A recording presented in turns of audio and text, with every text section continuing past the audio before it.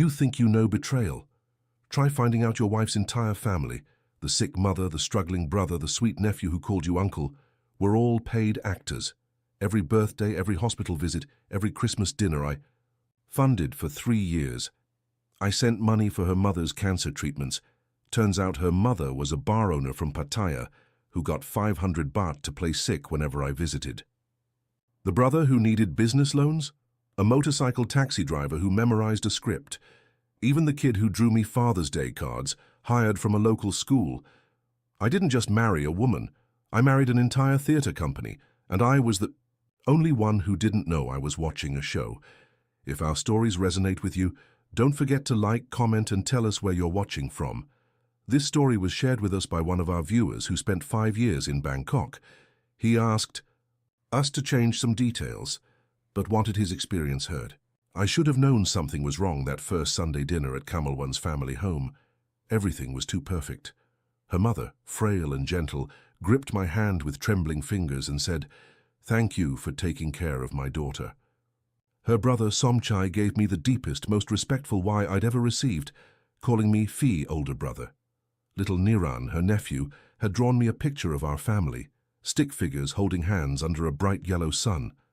"This is Uncle Phil," he announced proudly in broken English, pointing to the tallest figure. I felt tears in my eyes. After my divorce back in Oregon, after 25 years of a marriage that ended with lawyers and bitter silence, this felt like coming home. Kamalwan squeezed my arm and whispered, "They love you already." The mother's breathing was labored, and she kept touching her chest. "Mama not feeling good today," Kamalwan explained. "Doctors say she need more medicine, but too expensive." I reached for my wallet immediately. $800 for her medical bills felt like nothing compared to the warmth in that small Bangkok apartment. The gratitude in their eyes made me feel needed in a way I hadn't experienced in decades. Somchai bowed deeply when I handed him the cash. "My family will never forget your kindness, Phi," he said.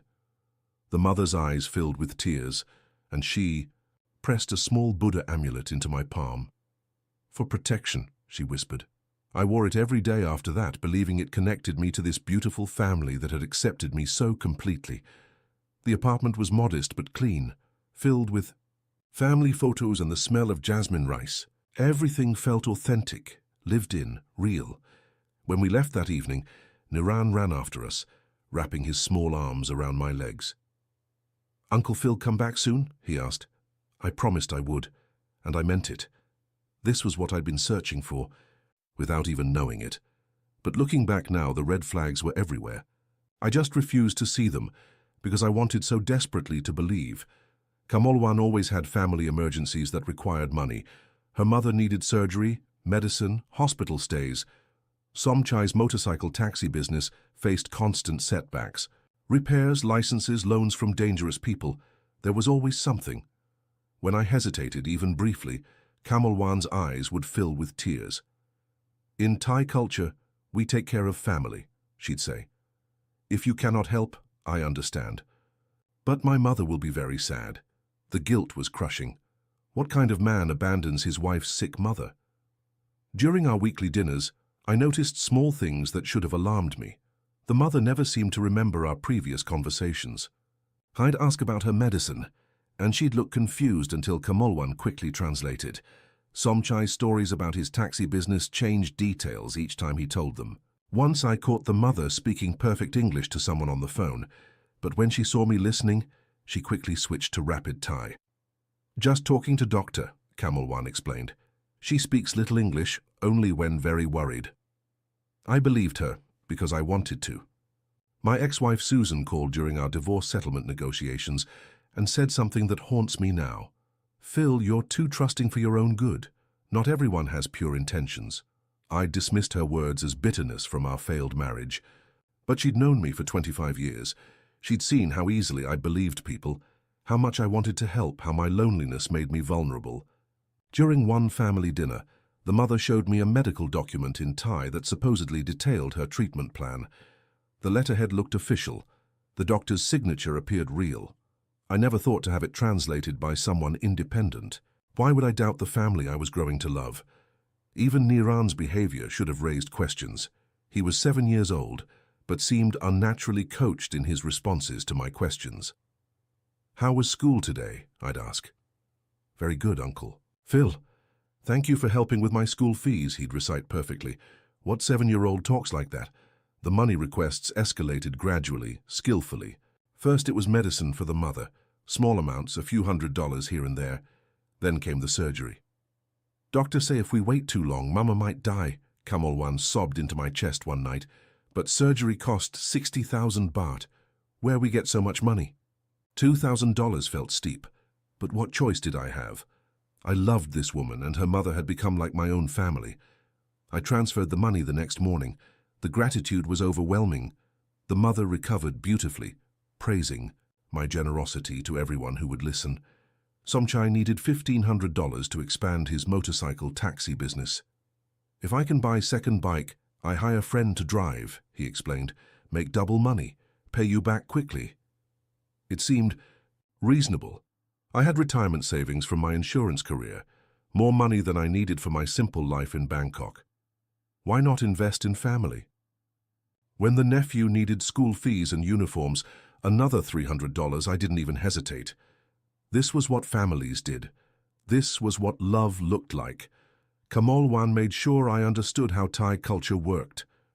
"In America, maybe different," she'd say, "but here we take care of each other. You take care of me, I take care of my family, they take care of us when we get old." It made perfect sense. The alternative was returning to Oregon, to my empty house and bitter memories. Here I had purpose. Here I was needed. When I sent updates to my sister back home, she expressed concern about the frequent money transfers.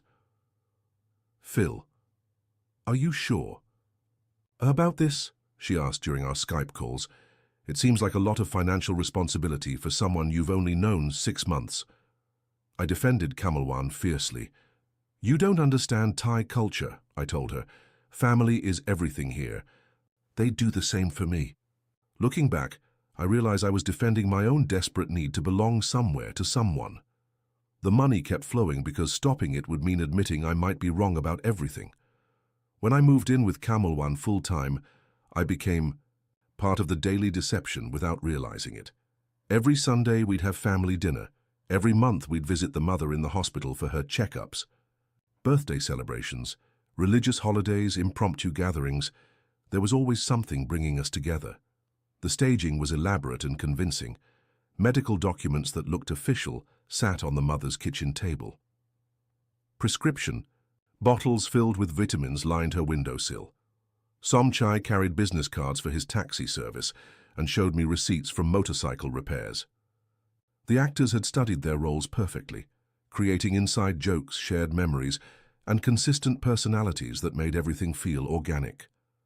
The mother would tell stories about Kamalwan's childhood, complete with embarrassing details that made my wife blush. Somchai shared memories of their father, who had died when they were young. Niran had a collection of drawings that supposedly showed our growing family over time. Every detail supported the narrative. They never broke character, never slipped up in ways I could catch. During the mother's birthday party, she made a speech about how grateful she was that Kamalwan had found such a good man. "Before Phil come to our family, we have many problems," she said, dabbing her eyes with a tissue. "Now we have hope. Now we have future." The entire room applauded. I felt pride swell in my chest. This was what I'd been missing my entire life. The sense that I truly mattered to people, that my presence made a difference. Back in Oregon, I'd felt invisible, like I was just going through the motions of living. Here I was Uncle Phil, the generous American who loved his Thai family unconditionally. The irony is devastating now. The family I craved, the belonging I'd searched for my whole life, was literally a performance staged for my benefit. Every warm moment, every expression of gratitude, every celebration where I felt truly loved, it was all theater, and I was both the audience and the unwitting financier. The first crack in the facade came from the most innocent source. 7-year-old Niran was eating dinner with us, chattering about his day at school when he said something that stopped my heart. "After we finish eating, my real mama come pick me up," he announced casually, reaching for more rice. The adults froze. Kamalwan quickly jumped in. He confused about his aunt. She laughed nervously. Sometimes he call her Mama, too. The mother nodded vigorously. Yes, he confused. I am only Mama. But Niran looked genuinely puzzled by their reaction. He stared at them, with the kind of innocent confusion children have when adults suddenly get upset about something they don't understand. Later that evening, I found him in the small bathroom, holding a piece of paper and quietly practicing English. Phrases. Uncle Phil, how are you today? He whispered to himself. I am fine, thank you for asking. The paper had other responses written in careful handwriting. School is very good. Thank you for helping my family. I love you, Uncle Phil. My stomach turned cold. Why would a 7-year-old need to practice casual conversation with his uncle? When I asked him about it, he looked terrified, glancing toward the living room, where the adults were talking. I just practicing English, he said quickly, crumpling the paper. Teachers say I need practice. But his hands were shaking, and he kept looking at the doorway like he was afraid of getting in trouble. I wanted to question him more, but Kamalwan appeared, gently taking his hand. Time for bed, little one, she said, her voice unusually tense. That night, I lay awake, staring at the ceiling, trying to convince myself I was being paranoid. Children say strange things. Mixed families are complicated. Maybe his real mother was an aunt who helped raise him. Maybe the English practice was just schoolwork, but doubt had crept in, and once it starts, it grows. I began watching more carefully, listening more intently, and what I saw made my blood run cold. 3 weeks later, my world completely collapsed. I followed Somchai after Sunday dinner, telling Kamalwan I was going for a walk. He drove his motorcycle to a completely different neighborhood, one I'd never seen before. I watched from behind a street vendor's cart as he pulled into the driveway of a modest house. A woman came out with 3 children, real children who ran to him calling, "Papa! Papa!" He swept them up in his arms, laughing and spinning them around with genuine joy I'd never seen during our family dinners. This wasn't his side business or a friend's house. This was his real life, his actual family. I hired a private investigator the next morning, a British expat who specialized in romance fraud cases. What he uncovered destroyed me completely. The mother wasn't Kamalwan's mother at all. Her name was Pensri, and she owned a small bar in Pattaya. The investigator had photos of her laughing with friends, perfectly healthy. No sign of the frail illness she performed for me. Somchai was indeed a motorcycle taxi driver, but he had 3 children and a wife. His real financial struggles had nothing to do with business expansion. He was just trying to feed his actual family. Little Niran wasn't their nephew. His mother worked at a local school and was paid 500 baht every weekend to let her son spend time with Uncle Phil. The investigator showed me bank records that traced my money transfers. Kamalwan had distributed small amounts to each actor for their performances, but she kept the majority. Over 3 years, I'd sent more than $35,000 to fund this elaborate charade. The investigator estimated that each actor made more in one weekend with me than they typically earned in a month at their real jobs. The medical documents were forgeries. The prescription bottles contained vitamins. Even the business receipts Somchai showed me were fake, printed on a computer and artificially aged. Every single thing I'd believed about my new family was a lie, choreographed and performed by people who were just trying to make enough money to survive their real lives. The confrontation wasn't explosive like you see in movies. It was quiet and devastating, like watching a building collapse in slow motion. I presented Kamalwan with the investigator's report on a Tuesday morning, spreading the photos and documents across our kitchen table like evidence in a court case. She looked at everything calmly, without surprise or denial. "You hire someone to follow my family?" she asked, her voice more hurt than angry. "I thought you'd trust me." The audacity of her response stunned me into silence. When I found my voice, I asked simply, "Is any of it real?" She shrugged, as if the question itself was unreasonable. "You want family, I give you family. You want to feel important. I make you feel important. You happy for 3 years, yes?" Her matter-of-fact tone was more crushing than screaming would have been. She explained it like a business transaction. You lonely man with money. I know how to make lonely men feel loved. Everyone get what they need. When I asked about the money, she pulled out a notebook where she'd carefully tracked every payment. Mama get 500 baht each time, Somchai. Get 1,000. Little boy mother get 500. I organize everything, take care of all details, so I keep rest. This is fair. She seemed genuinely confused by my anger, like I was overreacting to a simple service arrangement. You pay good money, you get good performance, she said. Better than real family. Real family have problems, argue, disappoint you. My family always happy to see you, always grateful, always love you. The worst part came when I asked if she'd done this with other men. She nodded casually. 2 Farang before you. 1 from Australia, 1 from Germany. Both very happy until they go home. She spoke about it like she was discussing her job history, completely disconnected from the emotional devastation she'd caused. You get what you pay for, she said again, and I realized that in her mind, this was exactly what I had paid for. The family, the love, the belonging, all of it had been a product I'd purchased, and she'd delivered exactly what was advertised. Confronting the individual actors was somehow worse than facing Kamalwan. I found Pensri, the fake mother, working at her bar in Pattaya. She was embarrassed when she saw me, looking down at her hands while I explained that I knew the truth. "I'm very sorry," she said quietly, "but I need money for my real grandchildren.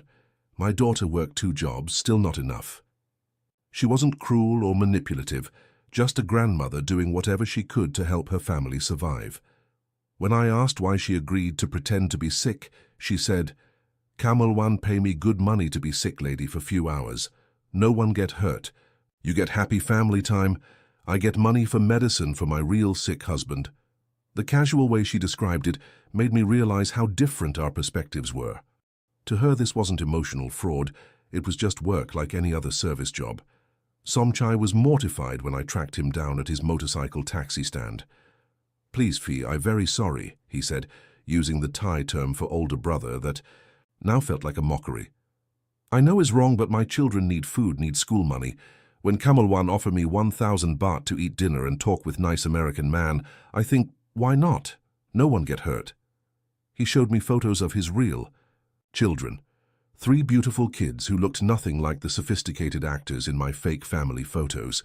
"I use your money to buy my daughter's school uniform, pay for my son's medicine when he's sick," he said. "I never spend on myself, only my family."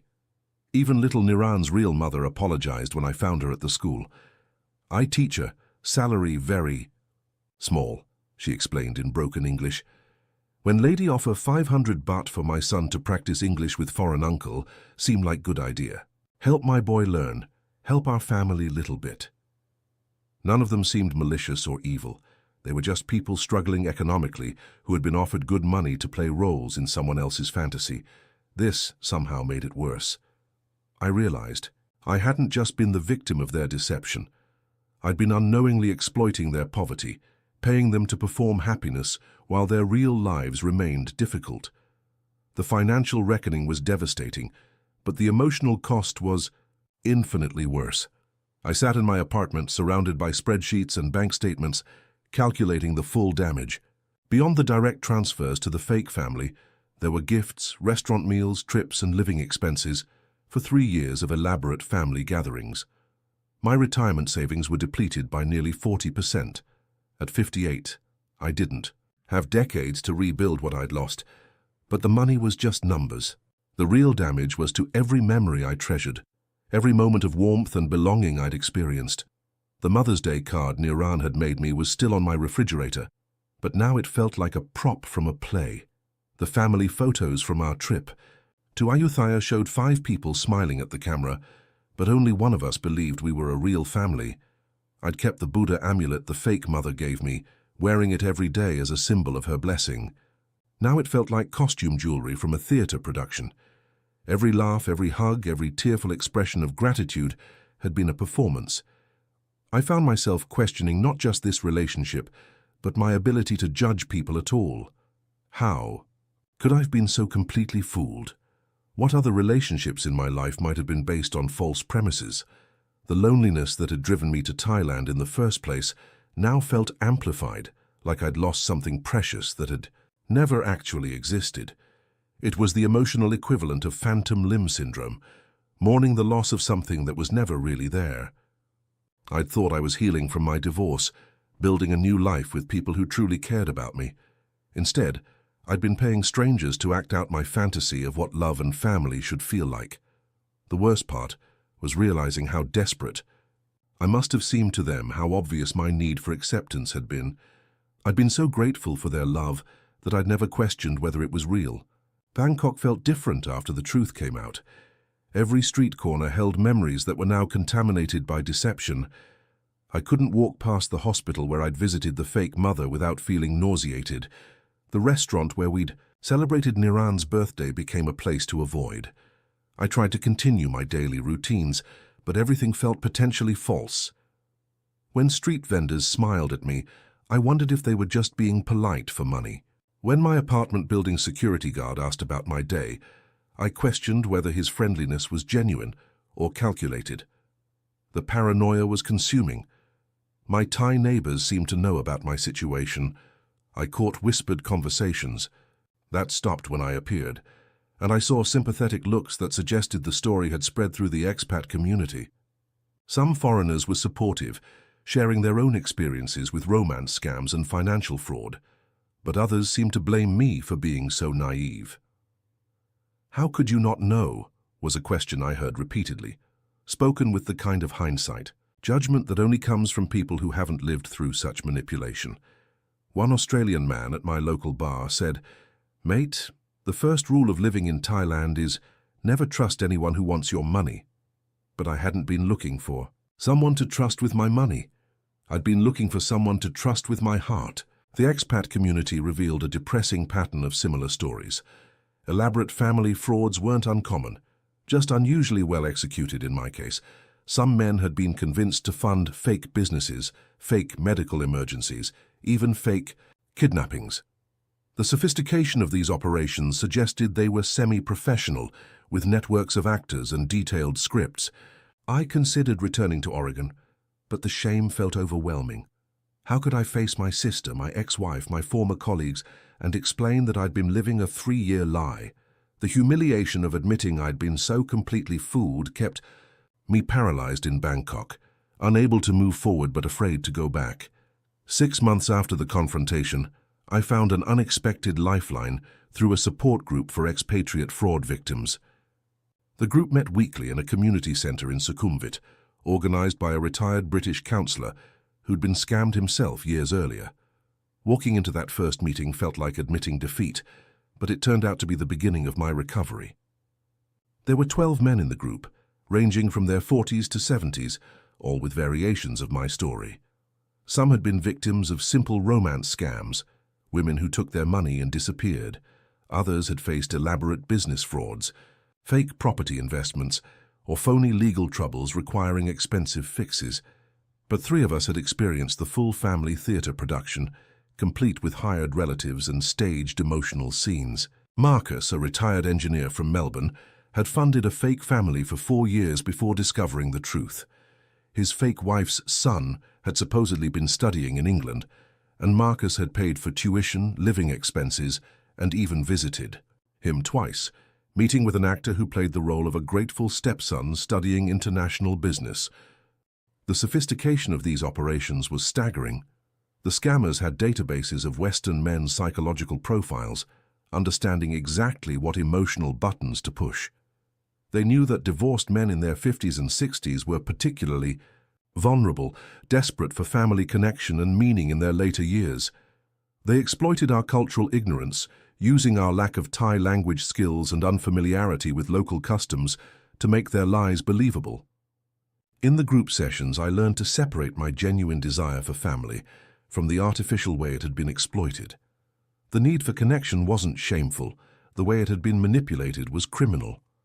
Slowly, I began to process the shame and self-blame that had been consuming me. Dr. Harrison, the group facilitator, helped me understand that sophisticated emotional manipulation is designed to bypass logical thinking. "These people are professional con artists," he said. "They study human psychology the way doctors study medicine. Blaming yourself for falling for expert manipulation is like blaming yourself for believing a professional magician's illusion. 2 years later, I found a different kind of peace, though it came slowly and with unexpected turns. I never fully recovered financially. My retirement savings remain significantly smaller than they should be. But I learned to live more. Modestly and surprisingly, the simpler life suits me better than the expensive lifestyle I was funding for my fake family. I volunteer 3 days a week with a legitimate charity that helps street children in Bangkok. The kids are real. Their needs are genuine, and the small contributions I can afford make an actual difference in their lives. Working with these children has given me the sense of family and purpose I originally sought, but in an authentic way that doesn't require deception or payment. The work is challenging and sometimes heartbreaking, but it's real. When 9-year-old Lek shows me his improved English homework, or when Marley tells me about getting into a good secondary school, the pride I feel is genuine because their achievements are genuine. I occasionally see members of my former fake family around Bangkok. Pensri once waved from across a crowded market, and we nodded politely at each other. There's no anger left, just a strange acknowledgement of our shared history.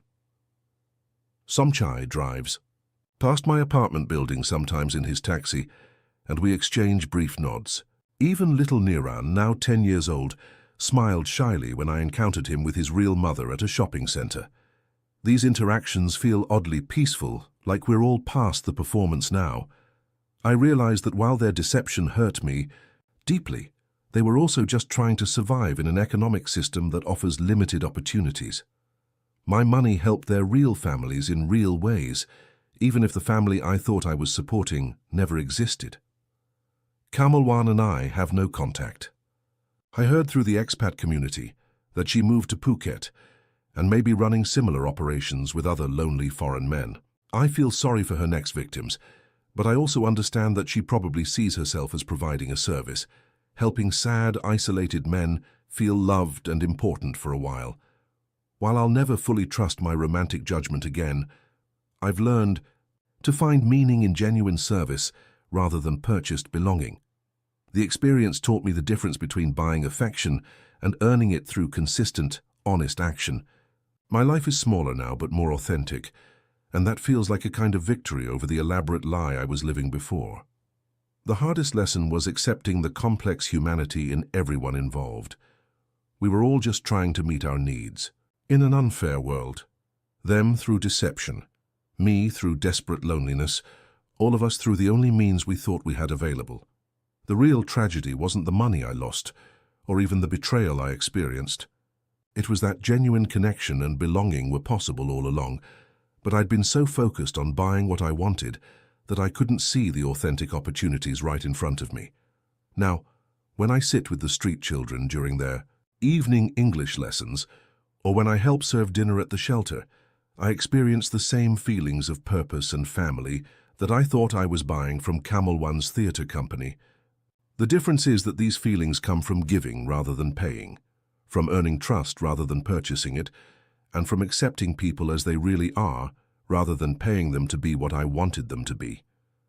It took me 58 years and $35,000 to learn that love can't be bought, but it can be earned through patience, authenticity, and genuine care for others. That's not the lesson I wanted to learn, but it's the one I needed. And despite everything that happened, despite the betrayal and the financial loss and the humiliation, I'm grateful to finally understand the difference between real connection and expensive performance, even if the education cost more than I could afford.